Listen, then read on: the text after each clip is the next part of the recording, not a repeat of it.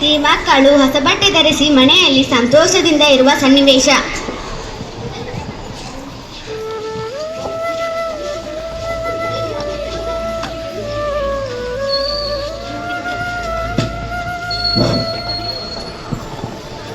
ಅಬ್ಬಾ, ನೀವು ಯಾರ ಮನೆಯಲ್ಲಿದ್ದೀರಾ? ನಮ್ಮ ಮನೆ ಕಣ್ರಿ. ನಮ್ಮ ಗುಡಿಸಲು ಎಲ್ಲಿ? ಆ ಗುಡಿಸಲಿನ ಜಾಗದಲ್ಲಿಯೇ ಅರಮನೆಯಂತಹ ಮನೆ ನಿರ್ಮಾಣವಾಗಿದೆ. ಬರುವುದೊಳಗಡೆ ಇದು ಹೇಗೆ ಸಾಧ್ಯವಾಯಿತು? ನಿಮ್ಮ ಮಿತ್ರನ ಕೃಪೆಯಿಂದ. ನನ್ನ ಮಿತ್ರ ಶ್ರೀಕೃಷ್ಣನಿಂದ? ಹೌದು, ಆ ಮಹಾರಾಯ ಶ್ರೀಕೃಷ್ಣನಿಂದಲೇ. ನಾನು ಸಹಾಯ ಮಾಡು ಎಂದು ಕೇಳೇ ಇಲ್ಲ. ಸತ್ಯವಾಗಿಯೂ ಅರಗಾನಗಿರ ತಲುಪಿದ ದಿನವೇ ಸೇವಕರ ದಂಡು ಬಂತು. ಬೇಕಾದ ವಸ್ತುಗಳನ್ನೆಲ್ಲ ತಂದರು. ಚಕಚಕ ಅಂತ ಮನೆ ನಿರ್ಮಿಸಿದರು.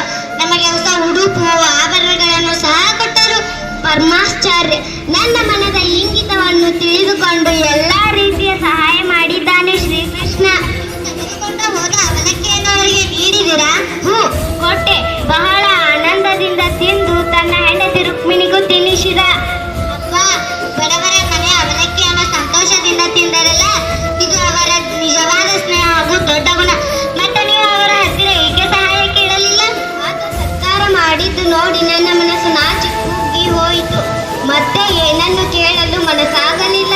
ನೀವು ಏನೂ ಕೇಳಲಿಲ್ಲ ನಿಜ, ಆದರೆ ಆ ಶ್ರೀಕೃಷ್ಣ ಪರಮಾತ್ಮನೇ ತಮ್ಮ ಕರ್ತವ್ಯ ಮಾಡಿದ್ದಾರೆ.